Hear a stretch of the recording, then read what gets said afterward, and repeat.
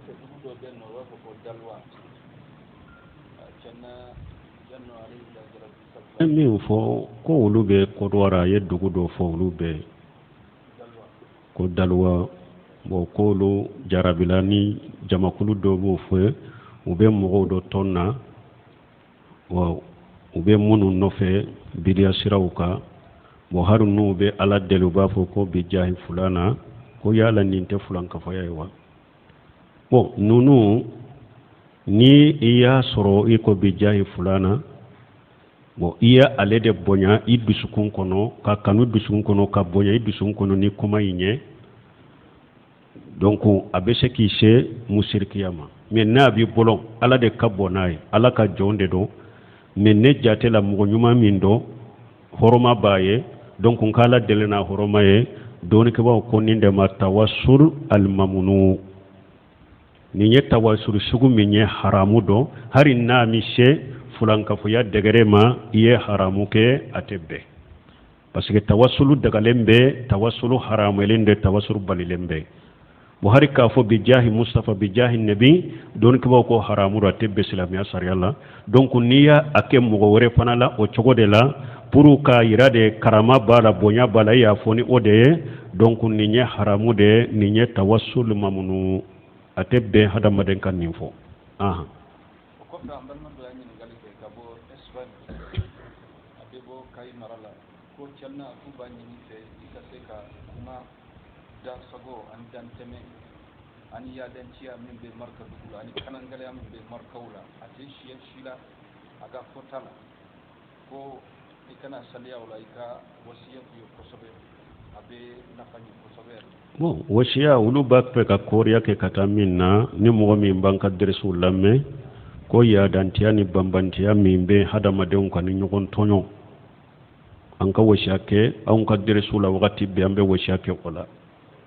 n balimaw n'i y'a ye nin banbantiya minnu filɛ n delila k'o fɔ banbantiya minnu filɛ ɲɔgɔn faga minnu filɛ ɲɔgɔn tɔɲɔ minnu filɛ a jubaju ye mun ye a jahalu bi diini an tɛ diina in de dɔn an tɛ diina dɔn bon an ka jahiliya fana ye mun ye jahalul murakkab al jahalun basitu o bɛ faamu mɔgɔ tɛ fɛn dɔ jahili dɔn a yɛrɛ b'a dɔn ko a ye jahili ye u b'a fɔ jahalun basitu mais jahalul murakkab jahili dɔn mais a t'a dɔn ko ale ye jahili ye fana an ta caman ye o de u tɛ foyi dɔn diina la u tɛ diina ka jahiliw dɔn mais u t'a dɔn k'u ye jahili ye bon nin tigilamɔgɔ de ka jahiliya ka jugu n'a bɛɛ ye u b'a fɔ nin de ma ko jahalul murakkab donc n balimaw pour ni nin ɲɔgɔn tɔɲɔ ni ŋunŋuni filɛ nin ye ani nin lɔgɔlajaba minnu filɛ nin ye an ka kisi a ma n y'a ka ɲini a la n ye min fɔ de fo karamɔgɔ bɛɛ kutubakalanna bɛɛ wajulikɛla bɛɛ ka dawa kɛ ka taa tawhidi de ma bɛɛ ka dawa kɛ ka taa tawhidi de ma ni tawhidi faamura a faamu cogo ɲuman na ciden ka sunna faamura a faamu cogo ɲuman la faamu salafu salih ɲɔgɔn tɔɲɔ tɛ na o yaadanti tɛ na ɲɔgɔn tɔɲɔ tɛ na i ye kuranna faamu ye ala ko inna la yuhibbu walla ube inna allah la yuhibbu almu'tadina ube wallahu la yuhibbu almu'tadina ala tɛ yaadanti fɛ ni mɔgɔ min ye ninnu fɔ ko i bɛ yaada min ala tɛ yaadan fɛ ala de tɛ tɔɲalikɛla fɛ o ma rabbuka bi jallam lil abidi ala yɛrɛ n'a ka masaya tɛ mɔgɔ tɔɲɔ ciden ko hadisul qudsi ala ko ya ibadi inni haramtu julma ala nafsi wa jarituhu bainakum muharram fala tajalamu hadisul qudsi kono ala ko nka jɔn ni ala min ye bɛɛ da ni ka se bɛ bɛɛ kan ne ye tɔɲali haramu ya nyere kunka nte mɔgɔ si tɔɲɔ fala tajalamu wa jarituhu bainakum muharram wa nye tɔɲɔli haramu afana ni ɲɔgɔn cɛ fala tajalamu akana ɲɔgɔn tɔɲɔ dɛ ni ye hadisul qudsi de ciden ko iyyakum wa julumu fa inna juluman julumati yawmal qiyamah ciden ko bawma ya yɛrɛ kɔrɔsi tɔɲɔli ma dɛ tɔɲɔli ye dibi caman de ye a tigi ka yawmal qiyamah don ciden ka kutuba arafa ako ala inna dima'akum wa amwalakum wa aradakum haramu alaykum كحرمة يومكم هذا في شهركم هذا في بلدكم هذا ألا هل بلغت كيدن كو أكن يغن نفلو تركي كن يغن كن نفلو دو أكن يغن جولي بو كن يغن فقا كن يغن جوغي أكن يغن كرفو كن يغن سغو دو وحرام يرى أوكا كمي بي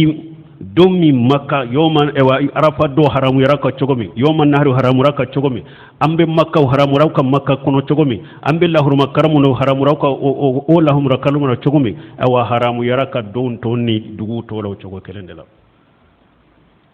akana nyogon joli bo ye haramu nyogon nafulu du ye haramu nyogon korofo ye haramu nyogon nemima ye haramu ye mbalima ni dina dona tawhidi donna sunna donna ala famu salafu salih ni hadisa donna o kala naw famu rabara keranuwe ambe nyogon to nyo men nunun de ma famu antu do anya nyere ke doni ke ba kasarante porodo anya jahiliye anta do ko anya jahiliye munum be ni e wonin to nyali suguni ni nyogon bugo ni nyogon faga be munum bolu yere fana bolo mo sima dina famu kulubo mo mamme dina kono kulubo ni mena dina kan nin dina sugu de kala i mena galon ka de wala yadinuna dina li haqq dina bete cinyayo ngode ato wala yere yafu ute dina ni dina cinyaye dina cinyala mate koy donc fo cesiri ka kede kala nyoro de kan nyini kala mbaga nyumaw de kademe misiru kono naw la kutuba kala na nyumaw ulude kan nyini wajuru kala nyumaw ulude kan nyini ku deme ku ka sonu ka kuma kaw ku cari anka tawhidi nde famu dina haqiqa kana de dina fo dina cinya inde kana jamana inkono ni dina cinya mana ni nyogon tonyete bola ko dina cinya de teya wala yadinuna dina li haqq dina cinya inde te ambe ala dele ala kanani dina cinya inde tawhidi nyuma ciden ka sunna nyuma ala fahamu salafu salih dina nyuma ye ninde ni jamana nyen dina nyuma insoro ube jamana mogo chama ni soro nyogon bugo mimbe jamana en kono nyogon faga mimbe jamana en kono nyogon sunya mimbe jamana en kono nyogon korfo mimbe jamana en kono to nyalim mimbe furu lawo ewa bidiya mimbe janaja ko la galon mimbe amboro la dawla la da jugu munum bambolo abebe bilade me fon nunu de ka famu at-tauhid wa sunna ala famu salafu salih bo fonkan cesiri nunun de kacari nunun be cari cogomi ube sabati jamana kuno cogomi jamana mogo caman be se ku do cogomi fonkan cesiri o de la ni o de kera ciiden be ci kana makka wakati min en ko nin ko sugu de tumbe ni min fanga be min ka doro ebo faga ebo du jifa sogo du dolomi nyogon faga ni min sera mi maddo mi dero ebo mina ko faga foite bola tuma mi ciiden ni tawhidin nana ka tawhidin cabatiye abe matawa ciden bena madina wakati min mun tumbe madina nko kabila fula tumbe ali awsan la khajaraji nyogon faga de tumbe ube nyogon faga fo che ube ba ube kele dabila ni kele dabira la wolo la fana kele chew soro la doro kele be wuri tuguni be nyogon faga fo ka nyogon ba ciden nana ko de soroe munya boy hat tawhid summa al iman aya mana wajkuru ij kuntum ada fa'alafa bayna qulubikum fasamtum bi ni'mati ikhwana wa kuntum ala safa hufrati minan nar fa anqajakum minha alakum madinan kawma dondola akoy mira katasi awtu nyogo njugude ya ala nana uddu sukum fara nyogon ka bil iman wa tawhid alla bana ka ke balima kelewunye alla bana ka ke balima kelewunye sani ni limaniya ni tawhidi kana awtum be jahannaba dinga dadela ni min tum sara tito la doribeta jahannaba ala nana kaw kishi ka boma aya wore kuna lako walau anfaqta ma fil ardi jami'an ma allafta bayna qulubihim walakin Allah allafa bainahum bil iman wat tawhid allafa bainahum bi ayi shay bi tawhid wal iman ala ko cidema ako jiyan nafulu be jiyala ni tunya ben nafakati pour madina kaw dusukun ka nyogon kanu ka ke kelenye itunte se ka nyogon kanu ni tun ye diɲɛ ka nafolo bɛɛ nafa pour dusukun ka fara ɲɔgɔn kan dusukun tun o tun tɛ se k'u ka dusukun fara ɲɔgɔn kan mais ala de y'u dusukun fara ɲɔgɔn kan bil iman bi tawhid wal iman ala de y'u dusukun fara ɲɔgɔn kan ni tawhidi ani limaniya n balimaw ɲana an ka jɛ ka dɔgɔtɔrɔso jɔ an ka jɛ ka forasiw sɛ an ka jɛ ka siraw dilan o de bɛ dusukun fara ɲɔgɔn kan an ka jɛ ka dugu dila la forasiw bɛ dɔgɔtɔrɔsow bɛ siraw dila la an jɛra ka nin bɛɛ kɛ an ye ɲɔgɔn kanu wa ɲɔgɔn dabali ɲɔgɔn faga ɲɔgɔn bugo ɲɔgɔn kunci parce que ala y'a fɔ a ciden ye nafolo tɛ se ka mɔgɔ fara ɲɔgɔn kan dɛ an ka jɛ ka nafolo di ɲɔgɔn ma an ka jɛ ka dunkafaw sabati dugu kɔnɔ an ka jɛ ka worobinɛw sen ka forasiw sen an ka jɛ ka siraw dila tawhidi tɛ a tɛ fara ɲɔgɔn kan koyi ala de y'a fɔ ciden yɛrɛ a ko ni tun ye diɲɛ ka nafolo bɛɛ nafagati dusukun tun tɛ se ka fara ɲɔgɔn kan mais ala de y'u dusukun fara ɲɔgɔn kan bi tawhidi o de y'a to hali uli murabi tɛ fulan kɔrɔya murutani ka mufti ko dɔw ko tawhidi fɔlen ko a ban fara de a ko a tigi ye ngalon fi tigɛ a ko tawhidi bɛ mɔgɔ fara ɲɔgɔn kan de tawhidi tɛ mɔgɔ fara a ko tawhidi de bɛ mɔgɔ fara ɲɔgɔn kan ka dusukun kɛ kelen ye an ye aya minnu kalan a y'o kalan a ko tawhidi tɛ mɔgɔ fara dɛ tawhidi de bɛ mɔgɔ fara ɲɔgɔn kan ni mɔgɔ min ko tawhidi bɛ mɔgɔ fara a ko ala ka aya y'a tigi ngalon tigɛya tawhidi bɛ mɔgɔ fara dɛ mɔgɔ fara ɲɔgɔn kan dɛ tuma min sɛk sali fawjani fana ko ewa dawakɛlaw dɔ ko n'an ye tawhidi fɔ ko tawhidi b'an fara dɛ a ko tawhidi tɛ mɔgɔ fara a ko ni tawhidi de a ko naamu tawhidi bɛ mɔgɔ fara parce que tawhidi bɛ mushriki ni tawhidi tigi mumini fara ka bɔ ɲɔgɔn na a ka mɔgɔ fara ye nin de kɛ tawhidi bɛ tawhidi tigi ani mushriki a b'a fara ka bɔ ɲɔgɔn na kɛ mais olu bɛ fara ɲɔgɔn min kan tawhidi to kɛ dɛ tawhidi bɛ dusukun fara ɲɔgɔn kan de a fana ye aya ninnu kalan aya minnu nana madinankaw ka kibaruya la a y'o kalan madinankaw tun bɛ ɲɔgɔn jugu de u tun bɛ nin ɲɔgɔn faga de la tawhidi de y'u kisi ka bɔ a la wala jamana in fana fo jɔli ka kɛ ni tawhidi de ye weleli kɛ ka taa tawhidi de ma arajow la telew la minbariw ka kalanyɔrɔw la fo akida in ni tawhidi de ka kalan ka faamu o de bɛ nin ɲɔgɔn tɔɲɔ bɔ yan ala k'o nɔgɔya n ye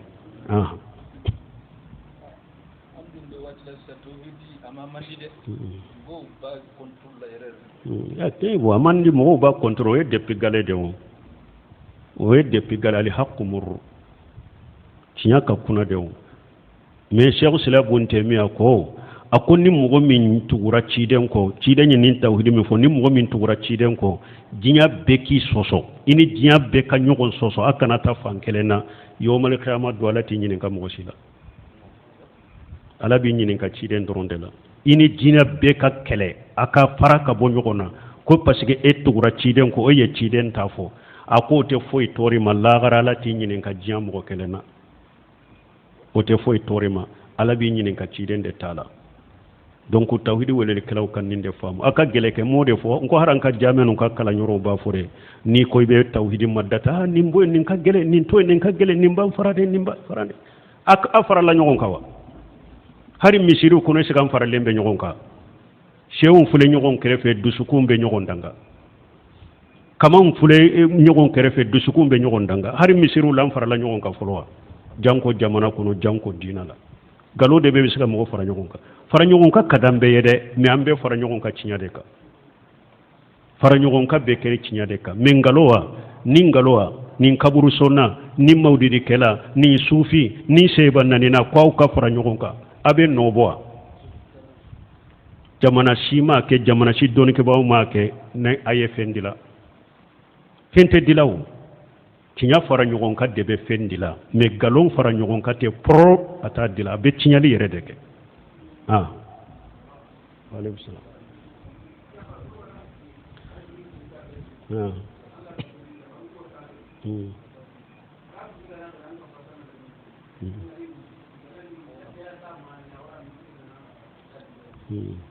bon ko ni salatu bɔra ni e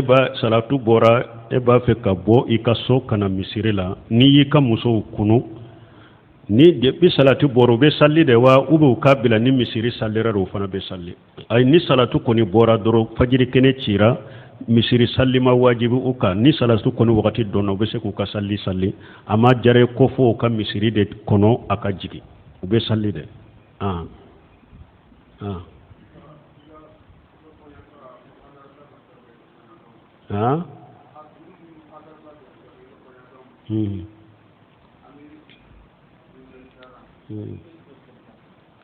bon ko munun be muhadara labbe ka do ka konyo dom mana nube o ka konyo dom fana ke wajuliye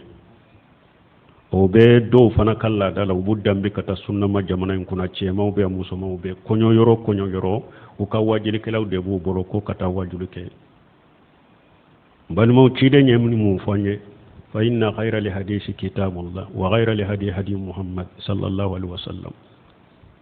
kanda be ka so herama ciden ka kanda sirade yala be ciden ka kanda sirala konni seba min be furu ko ciden be ta wajulike ya ube abe seba do bila ko karasa ka furu ye biye e kata wajulike wo sabatiraba o doni ke bawo ko min fule ni nye ka furu fana konyo yoro fana ke wajulu yoro e ciden ka sunnate sallallahu alaihi wasallam konyo do nyede mogo kan no soro ya kan ni sonja balima munun fa mana nyogo ma tere munun fa mara nyogo ma aka nyogo fo aka nyogo baroya kan nyogo ni son e wanjia kan yana fi bo nyogo na konyo mana yo ode ni sonja me wajulu yorote ko fana ka damana ladaye konyo wajuli sunnate de ciden ka sunnate salafu ka tabolote bo don ke wa ko de fonna ya sur ama mina ka kala dai e ka konyo iye mogo ambito ku kana doni ke baga do taray o soro lika gele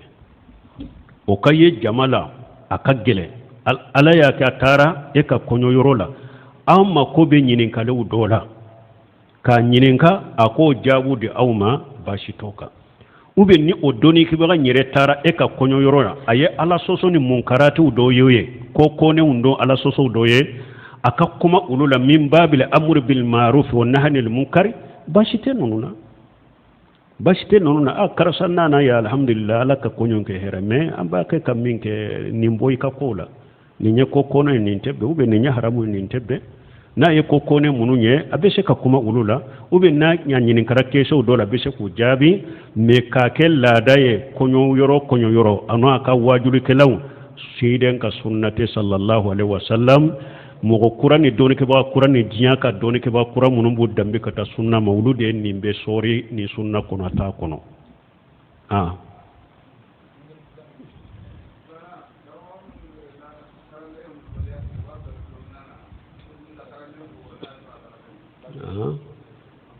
bo ko me wa karamo munu ni kalande nye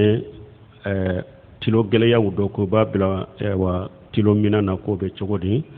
bo ka kalande adabu cide nye fo kalande be adabu ka bugo mi ko adabu bugoli akanati me busanya tanka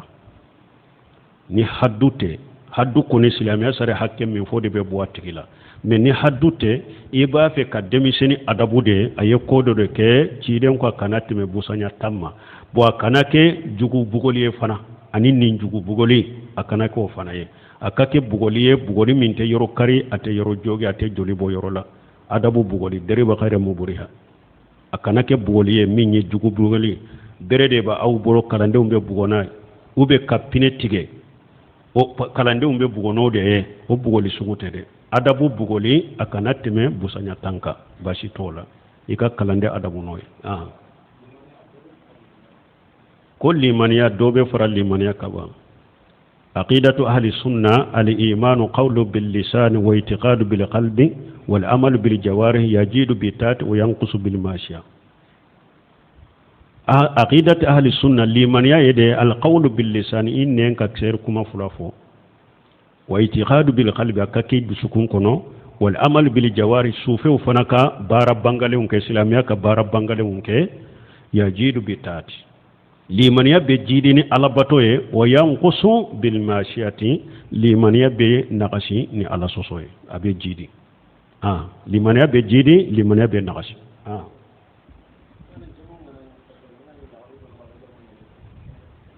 o koni jamu ke rasisa muso do be jamu ke kutu ka sokono be chogori ate daga ni bi ka sokono ka jamu ko funa ya soro ye bana bagatoy ni jamu daga ye ni banaye ube sababu yere me ka jamu ko ni ke sanji kama wote daga mo ko ke kito sokono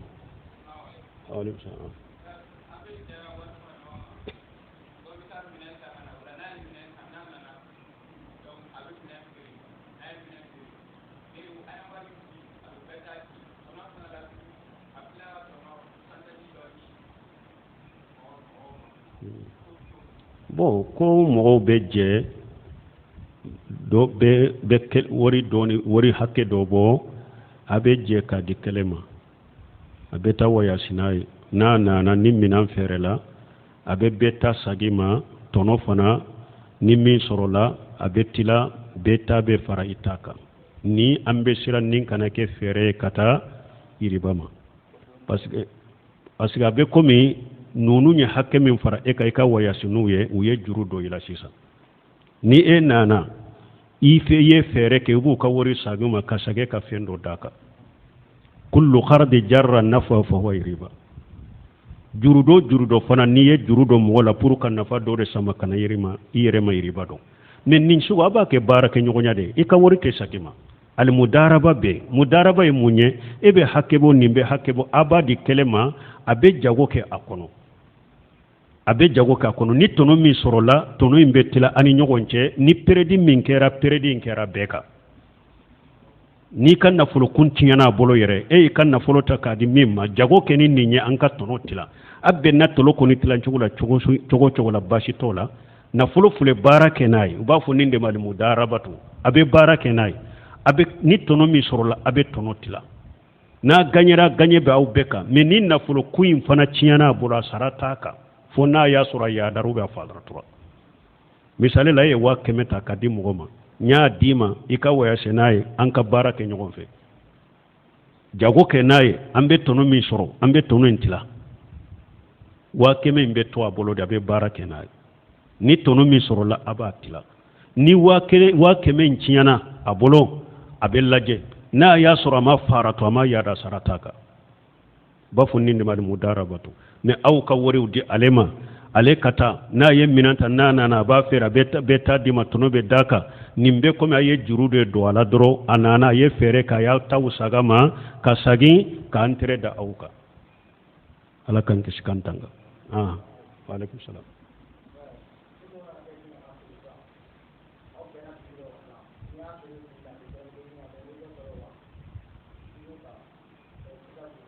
ni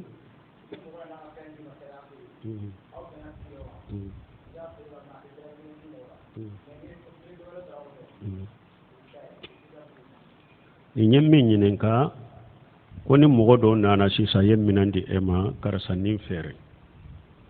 mais ena me alema sarati ate fendi made mais affaire ne ka prier ninye ni yemmi soraka o yitaye ale ka nyininkale ninde ni nyininkale kuma fula bala doni ke bawo bolo kuma folo tigun ko qararu benina ni yemminanda ma karasanin fere ni yemmi sor ne tay ninye ni yemmi soraka ibata qararu be yoro juma abe se ka ke ale be femmi suraka be dogoya abe fitini re suraka te chaman suraka abe se ka ke ale be chaman suraka yere fonni e yere boro karame nya be bo onofe abe se ka ke yere perdi be ke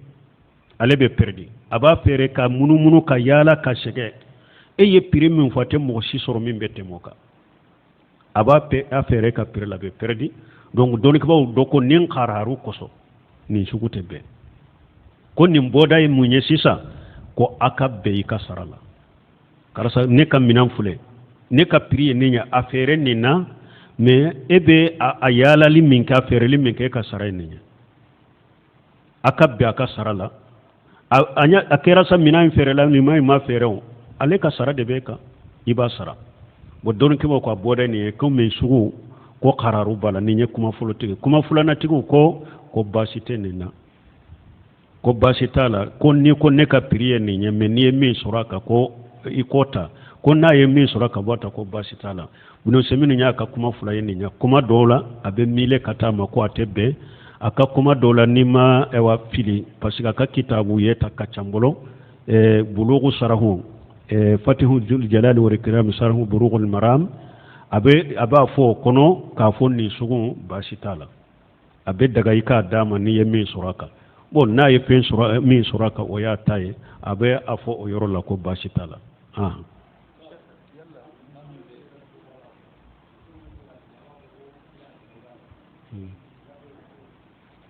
bon ko olu bɛ fɛɛrɛli kɛ suguba la ko muso tɛmɛtɔ u b'a fɔ k'i la gɛrɛ i ka lajɛ u bɛ cogo di baasi t'o la kana wali muso minɛ n'a bolo ye dɔrɔn ou bien n'a kana kuma damu ɲini kuma mais k'a wele kana minɛ in na k'a lajɛ ni ala ye garijɛgɛ k'a bolo a ka sa ni k'i bolo baasi t'o la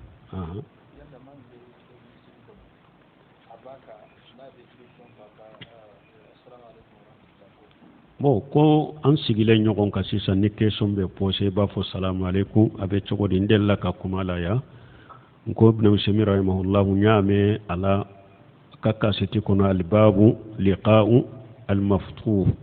a tun bɛ mɔgɔw kun bɛ ɲɔgɔnya min kɛ a ka so kɔnɔ n'a bɛ mɔgɔw bisimila ɲininkaliw la a ka so kɔnɔ bon ni mɔgɔ min bɛ a ɲininkali posé n'u ko assalamu aleykum a ko salamu fɔ yɔrɔ tɛ nin ye an bɛ ɲɔgɔn ka kaba salamu fɔ yɔrɔ tɛ yan ni mɔgɔ min b'i ka ɲininkali kɛ dɔrɔn i b'i ka ɲininkali kɛ mais ka salamu bila i ka ɲininkali ɲɛ an bɛ ɲɔgɔn kan a ko salamu fɔ yɔrɔ tɛ ni min kɔni dɔnn'an kan ale dɔnn'an kan a y'an fɔ baasi t'a la an b'o lamina mais an hakɛ min sigilen bɛ ɲɔgɔn kan n'i bɛ question posé ka salamu bila a ɲɛ salamu dɔn yɔrɔ t'o yɔrɔ la subhanakallahumma rabbana bihamdika ashhadu an la ilaha illa anta astaghfiruka wa atubu